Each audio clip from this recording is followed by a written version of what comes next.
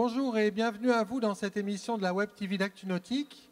Nous sommes en direct du Salon Nautique de Paris pour traiter d'une thématique qui est à la mode aujourd'hui dans l'économie en général et dans le nautisme en particulier, à savoir le rôle de l'Internet au niveau de la vie quotidienne des plaisanciers, ce qui nous a amené à nommer cette table ronde Nautisme 2.0, les évolutions qu'apporte Internet dans la vie des plaisanciers.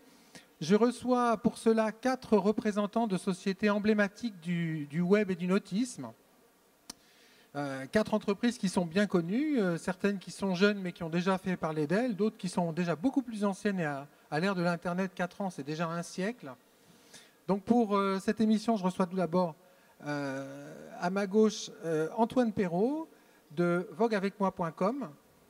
Bonjour Nicolas, c'est Antoine Penaud. Merci. Ensuite, Olivier Giraudy de Sail Sharing. Ça va, bonjour. Emmanuel Vandenbroek d'universail.com. Bonjour à tous. Et enfin, Édouard Fils de navili.com. Bonjour. Alors, 4 entreprises qui proposent des services complémentaires, des services qui, il y a quelques années, n'existaient pas encore et qui, aujourd'hui, apportent un certain bouleversement, une nouvelle offre dans le nautisme et dans la vie des plaisanciers. Alors, aujourd'hui, je souhaiterais aborder 4 thèmes qui sont tout d'abord l'innovation apportée par le web dans le nautisme. Est-ce que c'est une vraie évolution? Est-ce que c'est une révolution? Qu'est-ce qui change réellement dans la vie des plaisanciers?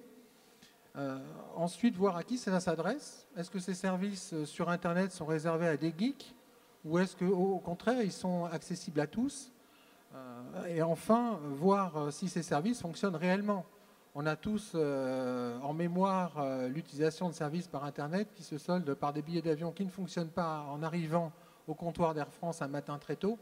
Et donc, on verra un petit peu ce que ces entreprises ont mis en place pour éviter d'être confrontées à ces problématiques. Mais avant d'aborder ces 4 points, messieurs, je souhaite faire un petit jeu de rôle pour présenter vos entreprises et vous-même, c'est-à-dire aller dans la chaîne de la valeur et de l'usage d'un bateau pour que chacun d'entre vous se présente. Et tout d'abord Antoine Penaud, puisque votre service, vogueavecmoi.com, c'est une bourse nautique par Internet. Bonjour, Vogue avec moi, c'est un club de bourse aux équipiers anciennement qu'on a rénové et rebaptisé service de co-navigation pour rendre le concept plus sexy et ce qui était plus proche de ce qu'on faisait parce qu'on n'a plus grand chose à voir avec la bourse aux équipiers qu'on pouvait connaître il y a un certain nombre d'années. Tout simplement, on met en relation ceux qui ont des bateaux avec tous ceux qui n'en ont pas. Le but, c'est qu'ils se rencontrent et qu'ils partent naviguer ensemble. Alors, quelques chiffres, 30 000 inscrits sur votre bourse, 8 000 propriétaires, 4 ans d'existence déjà. On aura 5 ans en février. Donc, c'est déjà un âge canonique dans le monde des startups. Peut-on encore vous appeler startup d'ailleurs? Ça me fait plaisir, mais nous-mêmes, on ne se qualifie pas de startup. Donc, une grown-up. Si vous voulez. Alors, deuxième intervenant. Olivier Giraudy, Sail Sharing, vous êtes le précurseur en France de la location de bateaux entre particuliers par Internet. Exactement, oui. On a créé ce service il y a maintenant 2 ans pour permettre d'une part aux propriétaires de louer leur bateau lorsqu'ils ne naviguent pas, on en aura l'occasion d'en reparler, mais avec un maximum de facilité, et pour l'ensemble des plaisanciers de louer des bateaux qui jusqu'à présent restaient dans les ports de manière sensiblement moins chère que chez un loueur traditionnel. Donc date de création de l'entreprise 2013. Oui, 2013, et c'est la 2e année que l'on exploite l'activité. On a fait une petite année en 2013 et cette année on a fait une année conséquente. 300 bateaux inscrits déjà dans votre base de données. Exactement, et 600 locations cette année. Ensuite, intervenant suivant, c'est Emmanuel Vandenbroek. Vous, Universail, vous êtes dans l'entretien de bateaux par Internet. Voilà, donc on a lancé un service pour les propriétaires de bateaux qui leur permet de gérer la préparation et la maintenance de leur bateau en ligne et de pouvoir le suivre en temps réel sur l'interface avec le lancement l'année dernière d'un carnet d'entretien en ligne pour les bateaux de plaisance. Quelques chiffres, 15 000 bateaux inscrits, c'est ça? Voilà, donc on a un peu plus de 15 000 bateaux inscrits. Voilà, la société date de 2011 et on a fêté nos 3 ans cet été. Et donc on a effectivement plus de 15 000 propriétaires qui ont ouvert un carnet d'entretien en ligne. Et 60 chantiers qui sont inscrits dans votre base, enfin 60 boat managers, soit environ 500-600 chantiers. Voilà, c'est ça, donc le propriétaire du bateau qui commande ses prestations de maintenance sur Internet le commande à un réseau de prestataires sélectionnés, donc on en a effectivement un peu plus d'une soixantaine. Ouais. Alors maintenant pour Navili, vous êtes le benjamin de ce plateau, puisque l'entreprise date du mois de juin de cette année. Vous êtes un site en ligne de points de mouillage.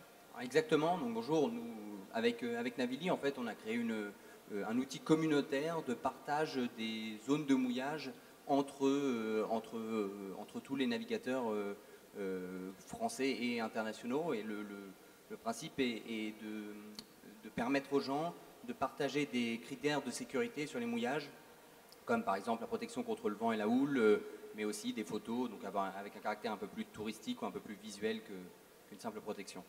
Alors quand on parle du web dans l'économie en règle générale, on parle toujours des révolutions. On a tous en tête Amazon qui a pris la place des distributeurs, alors tout d'abord dans les produits bruns et puis maintenant dans tous les produits, puisqu'il lance déjà un service de couches en ligne où on peut commander ses couches par Internet avec leur propre marque. Donc on voit que ça peut aller très loin. Les services que vous proposez, est-ce que c'est vraiment innovant finalement? Est-ce que ce n'est pas simplement de profiter du web pour mettre une petite couche de modernité sur des services qui ont finalement toujours existé? On prend la location de bateaux entre particuliers. Dans tous les magazines, jusqu'à présent, vous avez vu des pages entières de gens qui proposaient leur bateau à la location. Qu'est-ce que vous en pensez? Oui, effectivement, on peut louer son bateau depuis longtemps, mais par contre, ça demande d'être un véritable semi-professionnel, c'est-à-dire qu'il faut savoir gérer toute la valorisation de votre annonce, il faut savoir gérer le paiement, toute la dimension contractuelle de votre location. Donc nous, notre rôle, c'est vraiment de mettre de l'huile dans les rouages et d'aider chacune des parties à louer le plus simplement possible, alors que ce n'est pas leur métier initialement. Donc très concrètement, on va aider les propriétaires à valoriser leur annonce pour qu'elle soit bien visible sur Internet et qu'ils louent finalement leur bateau. On va mettre à disposition des contrats de location, des guides de prise en main, parce que finalement ça ne s'improvise pas comme ça, il faut bien savoir checker le bateau avant de le prendre et de le restituer. Et puis on va gérer également toute la partie paiement qui se fait sur le site. Alors c'est comme les bourses aux équipiers. Finalement, des bourses aux équipiers, il y en a toujours eu.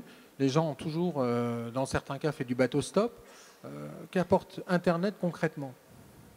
Alors effectivement, le concept de la bourse aux équipiers, on ne le revendique pas, et je pense qu'il existe depuis que aussi longtemps les bateaux de plaisance existent, donc ça fait un moment. En revanche, ça a été souvent qu'un concept. La plupart du temps, les gens, quand ils avaient testé le concept, soit ils avaient posé une annonce dans une capitainerie, dans un magazine, dans un club, et très souvent, ils avaient soit pas de réponse, soit une réponse ou deux réponses. Et du coup, comme on sait qu'à bord d'un bateau de plaisance, finalement, ce qui fait le succès d'une navigation, c'est l'entente de l'équipage. Si vous partez avec le premier qui vous a répondu, vous avez pas beaucoup de chance que ça se passe bien, un peu au hasard. Avec Vogue avec moi, on a pris le parti tout d'abord de réunir tous les gens qui avaient envie de partager leur bateau et tous les gens qui n'avaient pas de bateau et qui avaient envie de naviguer. Donc de les réunir au même endroit pour effectivement réunir une masse critique qui fait que le service fonctionne, qu'on soit équipier ou propriétaire. Et de l'autre côté, c'est pour ça qu'on n'a plus grand-chose à voir avec la bourse aux équipiers traditionnelle. On s'est inspiré d'un site de rencontres amoureuses tel que Mythique pour offrir à chacun de nos membres un profil avec ses qualités maritimes certes, mais aussi lui permettre de décrire sa façon de naviguer et de se présenter lui un peu en tant qu'humain ou ce qu'il aime faire à bord d'un bateau. Et l'idée de ce profil, c'est d'amortir l'aléa de la rencontre sur Internet et d'aller plus facilement vers des gens avec qui on va bien s'entendre à bord du bateau et donc passer un bon moment. Emmanuel Vandenbroek, c'est un peu le même principe chez vous, c'est-à-dire que les plaisanciers qui ont un bateau et qui souhaitent en gérer l'entretien vont créer une fiche, ils vont être reconnus, et c'est ce système qui va permettre de faciliter les choses? Voilà, donc nous, effectivement, on n'invente pas l'entretien de bateau, hein. Il y avait des professionnels avant nous, bien sûr. Donc nous, on se définit comme un outil qui est structurant entre le propriétaire du bateau et le professionnel qui entretient le bateau, avec un suivi, avec des rappels périodiques, avec un archivage des données de maintenance. C'est vrai que le jour où on souhaite revendre son bateau ou changer de bateau, ça permet d'avoir un patrimoine technique sur le bateau qui se constitue de manière organisée et structurée. Et puis ce qu'on s'aperçoit, c'est que plus de 60% des plaisanciers sont à plus de 400 km de leur bateau. Et donc il y a une vraie problématique de suivi de chantier en ligne, une vraie problématique de suivi à distance, en tout cas des chantiers, et un vrai besoin de transparence sur ce qui se passe sur le bateau pendant l'année. Voilà. Donc on rapproche en fait le plaisancier de son bateau tout au long de l'année. C'est un petit peu le cas sur Navili, puisqu'en fait jusqu'à présent les gens utilisaient des guides touristiques ou des cartes ou des zones de mouillage prédéfinies. Là, vous facilitez les choses. Là aussi, c'est pas une révolution, c'est une facilitation. De même, exactement, on n'invente pas un guide côtier qui n'existait pas, parce que ce sont des informations qui sont en grande partie disponibles dans des guides déjà préexistants. Je pense que Internet aujourd'hui apporte deux choses. Il y a la possibilité de la communauté, premièrement, puisque Navili est avant tout un outil communautaire où les gens peuvent partager des informations, donc on ne se repose plus sur l'avis et les connaissances de 1, 2, 3, 4 personnes, mais on se repose sur la qualité d'une communauté. Aujourd'hui avec près de 3000 utilisateurs, donc c'est plus puissant. Et après il y a aussi le mobile. Le mobile aujourd'hui qui permet d'avoir cette information directement dans la poche à tout moment et qui est surtout une information qui est mise à jour en temps réel. Donc ça c'est une vraie avancée ça. Donc en fait, à vous écouter tous les quatre, Internet, ça structure en fait finalement des démarches qui étaient très classiques et qui étaient complexes. Antoine? Oui, tout à fait. Je pense que en fait, le concept de bourse aux équipiers, il a toujours mal marché et que le web était l'outil que la bourse aux équipiers attendait justement pour être capable de réunir toutes les offres et les demandes au même endroit, pour réunir cette masse critique qui faisait qu'on arrivait à faire des mises en relation. Mise en relation qui est clairement le principe de la location entre particuliers. Oui, clairement, mais surtout nous on agit comme un tiers de confiance, c'est-à-dire que vous pouviez effectivement déjà louer à des particuliers, mais vous étiez seul face à un particulier, ou bien vous passiez par une agence, mais vous aviez des coûts de service qui étaient importants. Oui, parce que là, les coûts par un agent qui s'occupe de la location de bateaux, on monte très facilement à 30 à 50%, c'est ça? Exactement, ouais, suivant les services qui sont proposés, c'est 30 à 50%. Nous, on fonctionne avec une commission de 15% qu'on applique aux propriétaires. Ce qui est surtout intéressant pour les plaisanciers, c'est qu'on agit comme un tiers de confiance et en même temps on a un intermédiaire qui est peu onéreux, puisque finalement, ce n'est pas nous qui gérons le bateau en tant que tel. Tiers de confiance, ça veut dire quoi concrètement? Concrètement, ça veut dire vraiment mettre de l'huile dans les rouages, c'est-à-dire en cas de souci, typique, je vais prendre un exemple classique, hein, cet été on peut avoir une annexe qui est perdue. Si vous vous retrouvez seul avec un plaisancier, vous avez le propriétaire qui va vouloir voir son annexe remboursée à 100% et le locataire qui va dire oui, l'annexe n'était pas toute neuve. Nous on est là pour agir et pour vous aider à dialoguer, à faire qu'au final tout le monde soit content. Alors tiers de confiance, c'est un petit peu aussi le cas du Versailles, puisque ça va même peut-être plus loin, puisque chez vous, vous avez un label de qualité pour les professionnels qui vont intervenir sur les bateaux. Voilà, c'est ça. Donc on a des boat managers certifiés. Donc tous les boat manager, expliquez-nous le concept. Effectivement, j'utilise le mot boat manager, mais donc le boat manager, donc c'est l'interlocuteur unique pour le plaisancier qui va faire à peu près 50 à 60% des prestations et qui va sous-traiter l'autre partie. Donc il va agir comme un maître d'œuvre en fait sur le bateau. Donc nous on les appelle les boat managers. Et donc effectivement ils ont une certification, c'est-à-dire après chaque prestation qui est faite sur Universal, on a un questionnaire de satisfaction et on les met dans des démarches d'amélioration continue voilà, pour améliorer leur activité de maintenance et pour avoir un ressenti en fait, de la prestation réalisée. Alors, prestation de confiance. Moi, j'ai envie de vous poser une question un petit peu dérangeante, mais tous les plaisanciers que je connais ont leur bateau depuis des années dans leur port, habitent près ou habitent loin. Pourquoi ils devraient utiliser votre service alors que finalement ils connaissent le chantier du port, ils connaissent la castilleur et puis ils prennent plaisir à Pâques à descendre pour sortir le bateau, le nettoyer, etc. Qu'est-ce que vous voulez apporter concrètement? Alors nous, effectivement, hein, on a des plaisanciers qui entretenaient leur bateau d'une certaine manière auparavant Ce qui est vrai, c'est que est-ce que cette manière de fonctionner fonctionne avec tout le monde? Est-ce qu'ils en sont satisfaits de cette façon d'être mis en relation avec des professionnels? Nous, c'est vrai que ce qu'on entend souvent sur les pontons, de la part des propriétaires de bateaux, c'est l'entretien d'un bateau, c'est compliqué. Tout le monde veut son bateau au même moment, donc essayer de joindre un pro... Ça, c'est un vrai problème. Voilà. Donc essayer de joindre un professionnel en plein mois de mai pour avoir son carénage, c'est compliqué.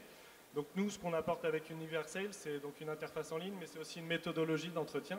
C'est-à-dire qu'un client qui inscrit son bateau sur Universail, on va faire un check-up de son bateau. Enfin, quand il commande une prestation, on va commencer par une prise en charge de son bateau, sur lequel on va établir des plans de maintenance. Donc on est vraiment sur une méthodologie de maintenance préventive. Le double intérêt, c'est de pouvoir délivrer une prestation en temps et en heure. Donc le professionnel peut s'organiser et lisser toute son activité sur l'année. Et l'intérêt pour le client, c'est de pouvoir aussi lisser les frais d'entretien tout au long de l'année. Voilà. Édouard, moi j'ai aussi envie de vous poser la même question. C'est aujourd'hui votre système sur un bateau, il a fonctionné soit avec un ordinateur portable quand on est à son domicile, mais sur le bateau à partir d'un téléphone ou d'une tablette. Qu'est-ce qui fait aujourd'hui, déjà qu'on est sûr que ça fonctionne quand on est à quelques milles de la côte, et est-ce que les plaisanciers sont réellement enclins à aller renseigner une base de données de mouillage? Est-ce que ça fonctionne? Alors, il y a plusieurs utilisations de l'application. Il y a en effet tous ces plaisanciers qui vont utiliser Navili avant une navigation ou après une navigation pour aller rechercher des mouillages et pour aller ensuite partager les mouillages.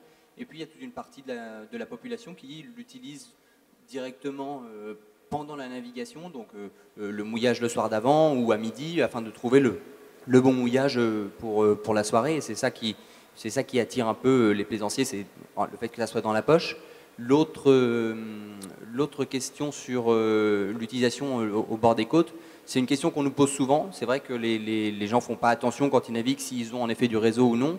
Aujourd'hui, il y a une couverture des côtes qui est en France, tout du moins, qui est immense, qui est beaucoup plus développée que dans d'autres pays, avec une disponibilité de la 3G ou de la 4G jusqu'à presque 5000 des côtes. Donc, à un moment où on cherche un mouillage, on n'est généralement pas en pleine mer, donc on a une couverture qui est suffisante pour utiliser par les côtes. Oui.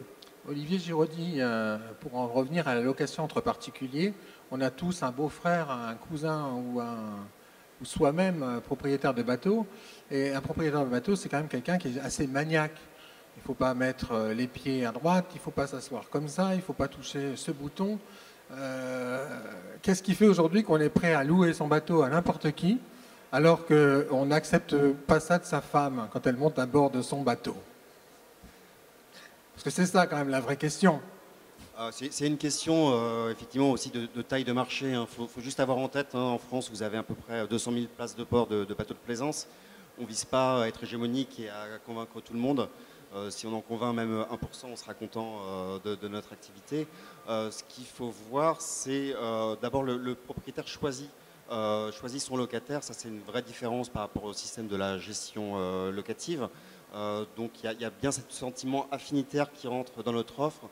Pour être très, très concret, les clients chez nous viennent d'abord pour une question de prix, mais ils reviennent aussi parce que justement il y a eu de l'humain, il y a eu cet échange humain qui les a intéressés, et avec le propriétaire du bateau, et sur le bateau, parce que vous allez avoir des bateaux qui ont une bibliothèque à bord, qui ont des jeux d'eau, voilà, qui ont une identité, donc c'est pour ça qu'on y vient. Et puis peut-être un dernier élément de réponse, c'est tout simplement de regarder sur les sites comme les nôtres, chaque partie s'évalue. Et ça, c'est une vraie réassurance. Et pas simplement nous qui disons que ce sont de beaux bateaux, ce sont les locataires qui le disent. Et on a aujourd'hui un taux de satisfaction qui est environ de 95%, donc ça fonctionne bien. Et on n'a pas eu de retour de locataires qui nous disaient on est parti pour louer un week-end, on a passé 5 heures avec le propriétaire qui ne voulait pas lâcher le bateau. Alors sur vogueavecmoi.com, on a également le même principe de notation mutuelle. Oui, tout à fait. Donc en matière de co-navigation, forcément, vous allez partir naviguer avec des gens et pour une première fois. Et la première fois, effectivement, même si sur Internet, nous, notre métier chez Vogue avec moi, c'est de réduire l'aléa de la rencontre. on n'a pas encore trouvé les algorithmes suffisamment puissants pour vous garantir que vous allez rencontrer votre meilleur ami. Je pense que si cet algorithme existait, d'ailleurs, je pense que les sites de rencontres l'auraient trouvé avant nous, les sites de rencontres amoureuses l'auraient utilisé avant nous, nous on ne l'a pas trouvé. En revanche, effectivement, on a des outils comme effectivement les avis qui permettent de capitaliser sur ces avis positifs pour trouver d'autres navigations derrière et aller plus vite dans la mise en relation. Parce que si vous voyez un équipier qui a 18 avis positifs avec que des éloges dithyrambiques, a priori, on a affaire à un bon co-navigateur, donc on peut l'embarquer plus facilement sans lui passer un interrogatoire de 3 heures par téléphone au préalable. Avec une question quand même qui revient souvent sur la co-navigation, c'est la limite très ténue entre la co-navigation et le fait qu'un particulier devienne un jour skipper ou aille concurrencer des skippers professionnels sur leur métier. Que pouvez-vous nous en dire? Parce que ça, c'est une question qui revient assez fréquemment et je sais que chez vogueavecmoi.com, ce n'était pas du tout le principe. Alors, effectivement, en ce moment, j'ai éteint des feux sur différents forums où certains skippers pros nous accusent de leur enlever le pain de la bouche. Je pense que c'est une fausse polémique qui prend écho à la polémique des VTC avec les taxis, avec Airbnb, les hôteliers. Nous, déjà, pour rassurer tout le monde, on n'a pas levé 100 millions d'euros auprès d'un fonds d'investissement russe ou qatarien. On est une bientôt. petite... Non, on russe, est sur... peut-être pas en ce moment, avec le plongeon du rouble. Déjà, il ne faut pas nous diaboliser. On est aujourd'hui une petite entreprise de 2 personnes, Vogue avec moi. Donc on ne prétend pas tout chambouler. Ensuite, ce qu'il faut savoir, c'est que nos skippers, donc co-navigateurs, sont des particuliers qui partagent leur bateau de temps en temps dans une activité de loisir et qui n'embarquent pas des passagers, qui embarquent des équipiers qui sont inscrits sur le livre de bord et qui participent à toutes les manœuvres, qui font les courses, qui nettoient les chiottes, ce ne sont pas des passagers, ce ne sont pas des clients. Et dans tous les cas, certains effectivement propriétaires sont là pour partager le plaisir de naviguer et un peu partager les frais.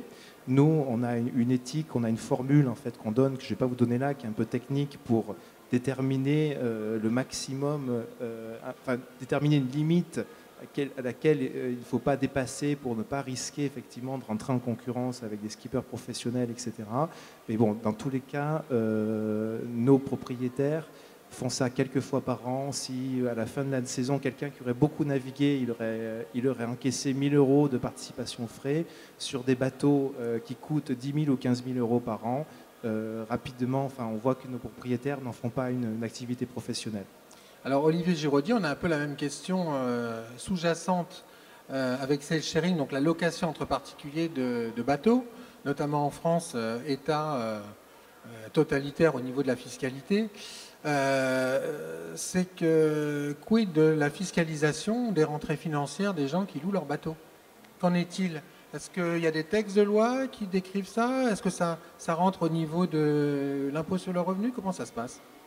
Oui, alors effectivement, aujourd'hui, il n'y a pas de texte de loi dans le nautisme sur ce sujet-là. Par contre, dans l'économie de partage, qui est le même phénomène de location de son appartement, de location de sa voiture, il y a des textes de loi qui sont apparus et qui affirment qu'en fait, il y a de la fiscalité à partir du moment où votre activité ne consiste pas simplement à couvrir vos frais d'usage. Très concrètement, si vous louez une voiture, au-dessus de 6 000 euros, on considère que vous n'êtes plus complètement dans la couverture de vos frais d'usage et à ce moment-là, vous allez payer des impôts. Sur un bateau, on serait autour de 10 000 euros et aujourd'hui, on n'est absolument pas dans ce cas de figure. On a des propriétaires qui sont uniquement là pour faire un peu d'argent, pour payer leur assurance, pour payer leurs frais de port, mais qui n'en font pas une activité. Et je dirais qu'on en discutait ce matin avec Antoine. Effectivement, si jamais il y avait législation, ce serait finalement les propriétaires qui récupéreraient de l'argent parce qu'ils sont loin de faire des bénéfices en louant leur bateau. Oui, parce qu'en fait, on voit que vos applications sont nouvelles, que le législateur n'y est pas habitué et que finalement, c'est vous qui anticipez la future création de la législation. Je pense que le législateur en ce moment a d'autres sujets que de légiférer sur les co-navigateurs ou la location de bateaux entre particuliers. Enfin, nous espérons effectivement, Donc, effectivement, ça nous aiderait d'avoir un cadre législatif, mais c'est vrai que de toute façon, le droit suit toujours l'évolution de la société. Et en tout cas, nous, on essaye de poser, je pense, comme c'est le sharing, de poser les bons principes pour guider nos clients. Si législation est à venir, que de faire des choses qui soient cohérentes et en règle avec tout le monde. Alors, Emmanuel Van Den Broek, on a la question, vous, par rapport à l'innovation que vous apportez, c'est l'acceptabilité par les chantiers. En fait, in fine, est-ce que vous ne représentez pas une concurrence? Comment vous vous positionnez? Comment vous êtes accepté sur les pontons? Non pas de la part des plaisanciers, dont on a compris le bénéfice qu'ils pouvaient en retirer, mais de la part du chantier. Alors nous, on vient pas se placer en tant que concurrent des chantiers. Nous, nos chantiers sont des partenaires. Donc ce qu'on fait, c'est qu'on met en valeur des compétences existantes. Donc c'est vrai que c'est là où c'est un peu différent, c'est qu'on donne un outil au chantier pour se différencier de la concurrence. Et donc voilà, on n'a pas vraiment de problème conflictuel avec les chantiers puisqu'on est là pour valoriser et les aider à vendre sur Internet et à commercialiser de la prestation de services sur Internet. Donc avec une charte de qualité.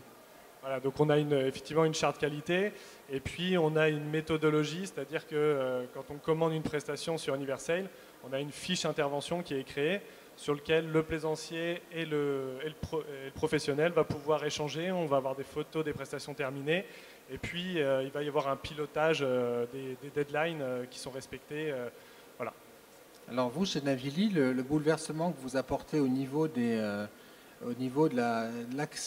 l'accessibilité immédiate à des points de mouillage qu'on n'était pas censé connaître, elle va aller plus loin parce que si je crois bien, vous allez prendre langue avec des ports pour faire en sorte qu'une démarche plus construite encore permette aux plaisanciers qui arrivent à un port quelques heures avant d'indiquer son arrivée pour réserver sa place Exactement, donc le soir même. C'est ce sur quoi on est en train de travailler. On profite de l'hiver pour travailler sur ce sujet-là. On est en contact avec beaucoup de ports avec qui on essaye de comprendre un peu les problématiques d'accueil du plaisancier. Il y a une vraie dynamique aujourd'hui au sein de la fédération des ports de plaisance pour promouvoir le port comme une porte d'entrée sur le territoire, une porte de présentation du tourisme de la ville. Et c'est quelque chose qu'on souhaite mettre en avant sur Navili, puisque on a commencé en 2014 sur les escales mouillage sauvage et une évolution naturelle de l'application, essayer de se tourner vers les mouillages organisés, puis vers les ports.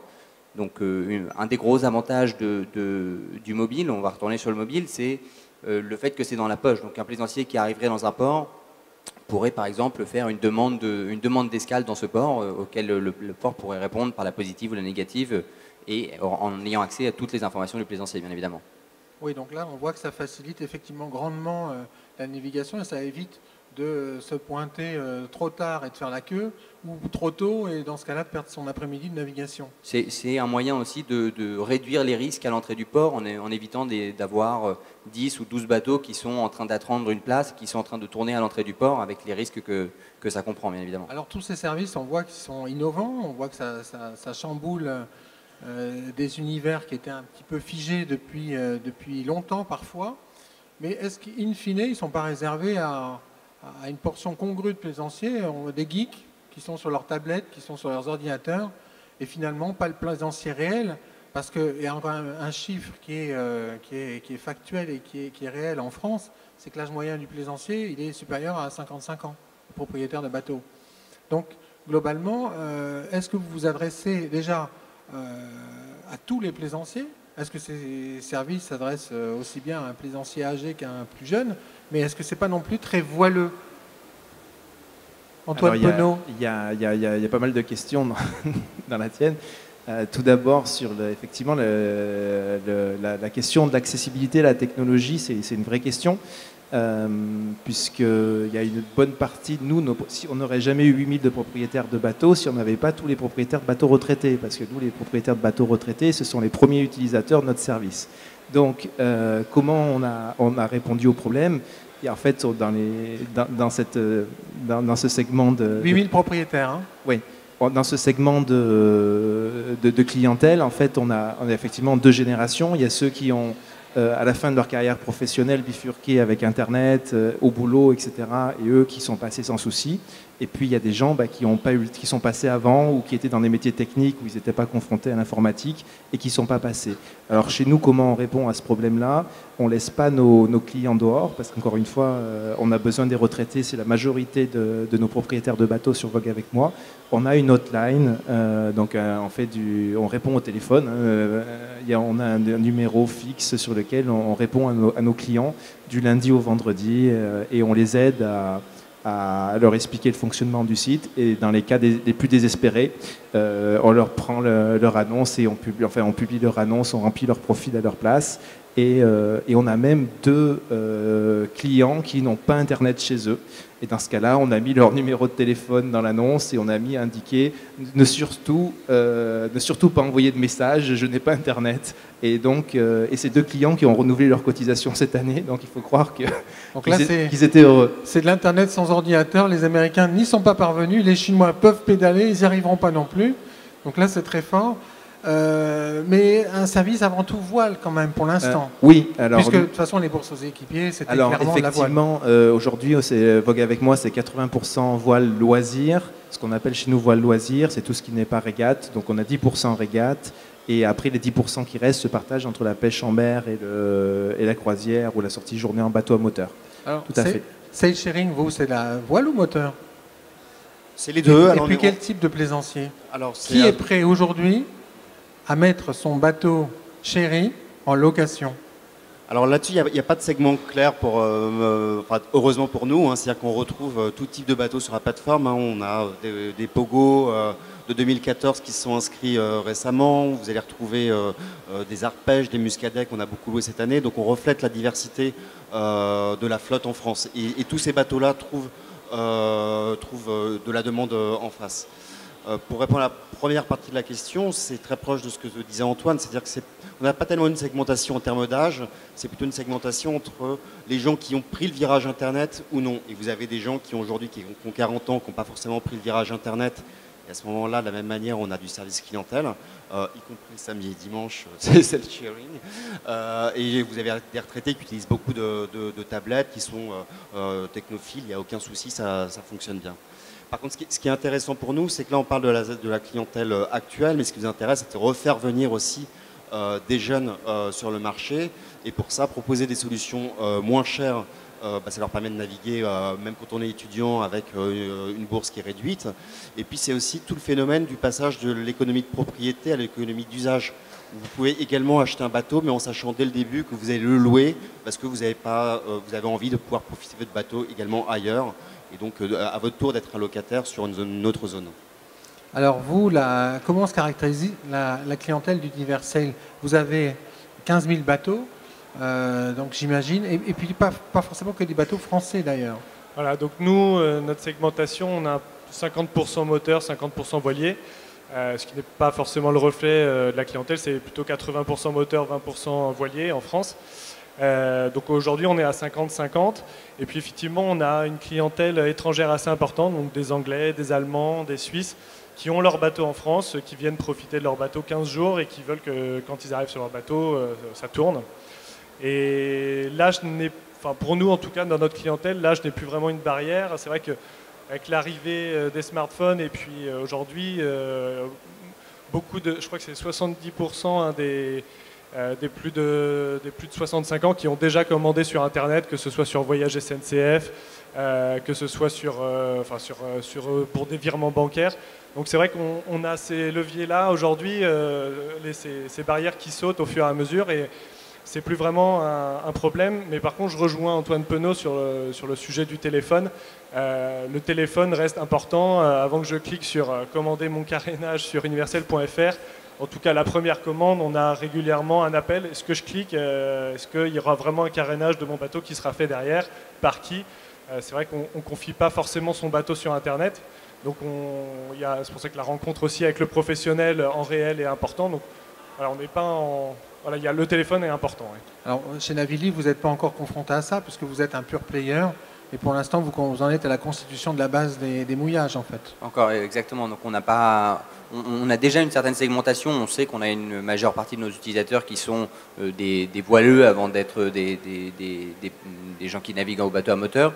Mais on a je me souviens plus du sujet exact de la question, qui était les plaisanciers qui utilisaient votre service. Ah pardon, oui, exactement.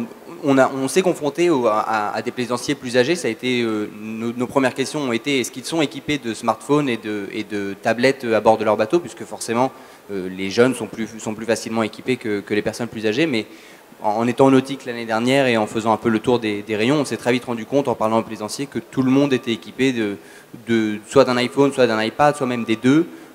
Presque 100% des gens auxquels on a parlé étaient équipés. Mais ça a été un point important dans notre développement en faisant une application qui soit lisible en haute mer, que ce soit en termes de couleur, mais aussi en termes de caractère plus gros pour permettre à des gens, pas forcément des jeunes qui ont des très très bons yeux, mais des gens qui voient un peu moins bien, de pouvoir identifier facilement les informations et de pouvoir les lire facilement. Alors, on est sur des applications web. Donc, en introduction de cette émission, je soulignais l'expérience parfois désagréable d'un service en ligne qui se finit mal devant un comptoir de compagnie aérienne. Comment on assure le fait que le service sera in fine bien rendu, Antoine Penaud, quand on a des milliers de bateaux inscrits et puis des milliers d'utilisateurs? Alors, sur Vogue avec moi, on revendique l'aléa de la conavigation. On ne peut pas garantir l'état physique et mental des membres, on ne peut pas garantir leur niveau de compétence, on ne peut pas garantir l'état de leur bateau. Il faut donc effectivement être passionné pour faire de la conavigation et après être vigilant. Il se trouve quand même que notre métier c'est de les mettre en relation, donc on ne peut pas les laisser avec tous ces aléas, et donc on a mis des outils pour diminuer cet aléa et faire que cet aléa soit le moindre possible. Donc Quel type d'outils, par exemple? On a 3 outils principaux. Le premier qui est arrivé, c'était la certification des profils. Alors quand on certifie le profil, c'est une certification basique mais efficace pour rassurer les membres. Les membres certifiés chez nous, ce sont des gens dont on certifie qu'ils sont inscrits sous leur vrai nom et leur vrai prénom. Ah, ce ne sont pas les profils ou les pages que l'on trouve sur Facebook. Voilà, et on essaye effectivement se distinguer des sites gratuits et notamment de Facebook. Donc effectivement, les membres qui ont un petit logo bleu avec un pouce, c'est des membres certifiés. Donc a priori, ça ne veut pas dire qu'ils sont des bons navigateurs et qu'ils sont sympas, mais en tout cas qu'ils ont fait toute la démarche de transparence envers nous. Donc ils n'ont a priori pas prévu de pousser le propriétaire de bateau par-dessus bord pour lui voler son bateau. Disons qu'en tout cas, si ça arrivait, il serait facilement récupérable. Ensuite, la deuxième chose qu'on a mis en place, ça c'est tout récent, c'est le 30 juillet, on a mis un système d'avis. Parce qu'on ne l'avait pas fait au départ, parce qu'on se disait on est vachement dans l'affinitaire, donc ça va être difficile de gérer un système d'avis. Un avis, c'est une petite note comme sur Booking. Alors, la chambre était bien, ou alors il y avait des cafards sous le lit. Exactement. 1 ou 7, et puis ensuite on voit le retour. Alors on a fait plus simple, effectivement, on a mis, ça va de 0 à 4 étoiles. Et effectivement, ce qui est plus fort que les étoiles, c'est les commentaires. Et du coup, effectivement, depuis le 30 juillet, on a plus de 400 avis qui ont été publiés, 2 avis négatifs seulement, et la plupart des avis 4 étoiles. En gros, les gens ils sont quand même très contents de faire de la conavigation. Et la dernière chose qu'on va mettre en place, enfin la dernière chose, sûrement pas la dernière, mais la prochaine, pardon, en 2015, on va certifier que les bateaux sont bien assurés. Parce que la plaisance, c'est quand même une activité outdoor, donc potentiellement à risque. Donc on va certifier, ce ne sera jamais obligatoire, mais les propriétaires pourront requérir cette certification en nous envoyant un certificat de leur attestation d'assurance pour que nous, on puisse certifier qu'ils sont assurés en responsabilité civile jusqu'à une date. Alors Olivier Giraudy, chez vous, il y en a le même système de notation mutuelle, c'est-à-dire d'un côté le locataire et de l'autre côté le propriétaire. Exactement. Ça, on l'a mis en place dès le lancement. Comme je rejoins Antoine, c'est-à-dire qu'au-delà de la note, ce qui est intéressant, c'est de lire les commentaires. Je vous invite à jeter un coup d'œil sur le site. Hein, c'est quand même la meilleure preuve. Des vrais commentaires. Hein. Oui, alors c'est ça qui est intéressant. C'est-à-dire que là, je vous dis, sur à peu près 600 locations que nous avons faites, je pense qu'on a un taux de satisfaction qui doit être de l'ordre de 95%.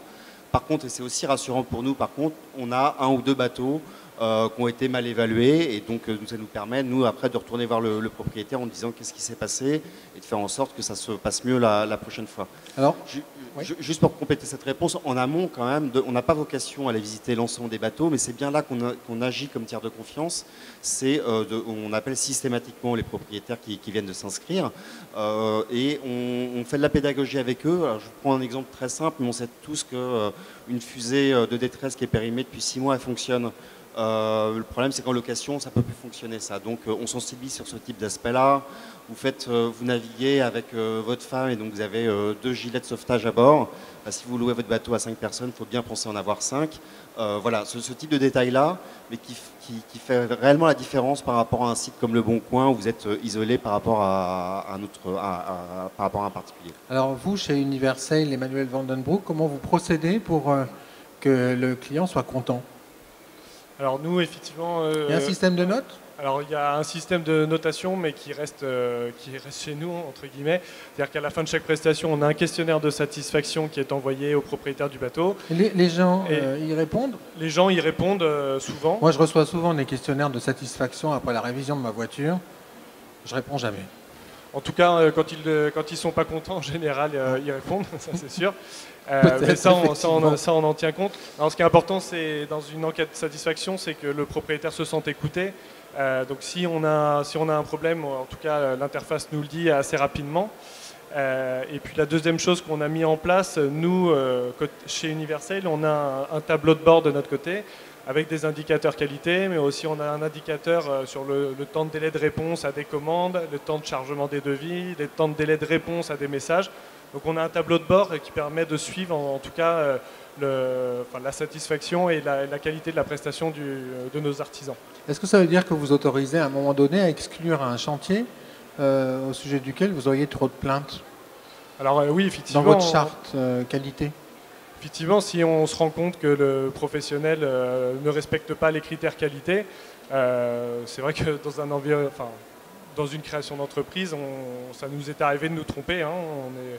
On a eu déjà le cas et on a dû effectivement exclure le professionnel du réseau. Ouais. Chez Navili, vous avez des mêmes processus de qualité? J'imagine que c'est beaucoup plus compliqué quand même de valider les points de navigation qui auraient été déclarés par des adhérents au fil de l'eau sur Internet. Exactement, donc on n'a pas la science infuse, on reçoit beaucoup d'avis. Aujourd'hui, on n'est pas seulement sur la France, qu'on est directement, ça a tout de suite pris une ampleur mondiale, donc on a des avis aux États-Unis, en Australie, en Amérique du Sud, et même en France, de toute façon, on n'est pas capable nous-mêmes de contrôler tous les avis de mouillage. Donc il y a une partie des contrôles qui est faite par nous naturellement, parce qu'il y en a qui mettent des avis de mouillage dans leur jardin, simplement pour tester l'application, sans penser que derrière des gens contrôlent. Donc ceux-là sont supprimés. Mais après, il y a un nettoyage naturel qui se fait grâce à la communauté qui contrôle, qui voit les informations, qui remet des informations qui sont justes et qui signale les informations qui ont besoin d'être changées, qui ne sont pas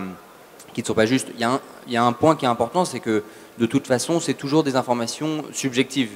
Une personne qui va dire qu'un mouillage est sympathique peut avoir eu une bonne expérience par une très belle journée sans vent dans un mouillage, alors que une autre personne, une semaine après, peut avoir un très mauvais temps et passer une nuit merdique dans le mouillage. Et dans ce cas-là, c'est important de comprendre qu'il peut y avoir des disparités entre 2 points et entre deux notations, évidemment. Alors tous vos services, en fait, on voit que ça change la façon d'appréhender la navigation. La navigation, c'est quand même quelque chose de technique, c'est pas forcément très simple. Mais est-ce que pour vous, et ce sera un peu le mot de la conclusion, est-ce que c'est une occasion de développer le nautisme et la plaisance, la pratique, qui est quand même un monde assez fermé quand même? Antoine Penaud? Alors oui, je pense que sur Vogue avec moi, on a fait, même si ça ne s'adresse pas aux touristes lambda, on permet à beaucoup de gens comme moi. Quand j'avais 17 ans, j'étais passionné de bateaux, j'achetais tous les magazines tous les mois, je naviguais dès que je pouvais en école de voile. On permet à tous les gens qui sont en dehors, qui découvrent le nautisme et qui viennent d'un monde complètement extérieur, d'un coup d'avoir 8000 amis qui ont un bateau et de pouvoir naviguer avec eux.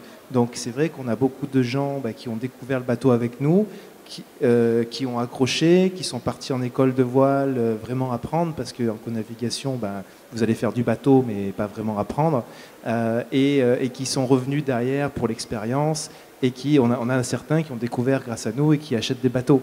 Donc on a ce phénomène-là. Et de l'autre côté, on permet aussi aux gens de naviguer plus longtemps, parce que nous, comme je disais, la majorité de nos membres sont des retraités, et un retraité, il a une saison de navigation de 180 jours théoriques, et pour naviguer 180 jours dans l'année, il faudrait avoir 180 amis. Or, à part sur Facebook, il n'y a pas grand monde qui a 180 amis, qui aiment faire du bateau et qui sont dispo en même temps.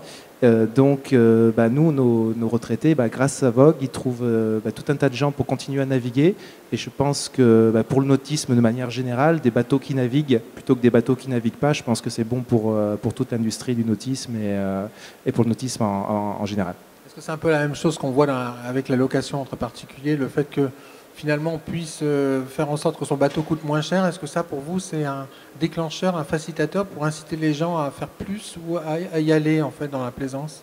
Oui, forcément, moi je crois clairement en cette réponse. Hein. C'est pas la seule. On sait bien qu'il y a un sujet de renouveler le public de la plaisance.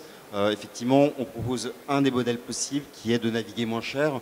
Aujourd'hui, il y a encore le grand public. On sait qu'il y a à peu près 9 millions de plaisanciers, je crois, de Français qui ont envie d'accéder à la plaisance et qui ne savent pas forcément comment faire. Le facteur prix, c'est un des facteurs qui va permettre de les remettre sur l'eau. Et lorsqu'on propose sur un site comme Sailsharing de naviguer à partir de 50 € la journée, tout d'un coup, on a des gens qui nous regardent avec des grands yeux en disant « Ah oui, c'est possible ». Donc oui, c'est un des facteurs pour ramener les gens dans la plaisance et ce n'est pas le seul. Tout comme le fait de finalement pouvoir entretenir son bateau simplement, parce que objectivement, ça c'est un vrai frein. Voilà, donc c'est vrai que entretenir un bateau, c'est compliqué, en tout cas c'est ce qu'on entend sur les pontons. L'idée du web, c'est aussi de simplifier l'accès au bateau. Alors après, il ne faut pas se tromper, le bateau, ça reste quelque chose de compliqué, on est sur un élément dangereux aussi et aléatoire. Mais l'idée, c'est d'accompagner, en tout cas, le web permet d'accompagner et de faire venir une nouvelle clientèle qui n'aurait pas forcément mis le pied sur un bateau. Mais ce qui est important, en tout cas, c'est de leur donner le point d'entrée, que le point d'entrée soit simple, et après, derrière, créer une curiosité sur le nautisme, créer la curiosité et qu'ils aient envie d'apprendre en permanence, en tout cas, la voile. Et je pense que c'est quelque chose de positif parce que ça va permettre à une nouvelle clientèle de venir sur le nautisme qui ne serait pas forcément venue par ailleurs.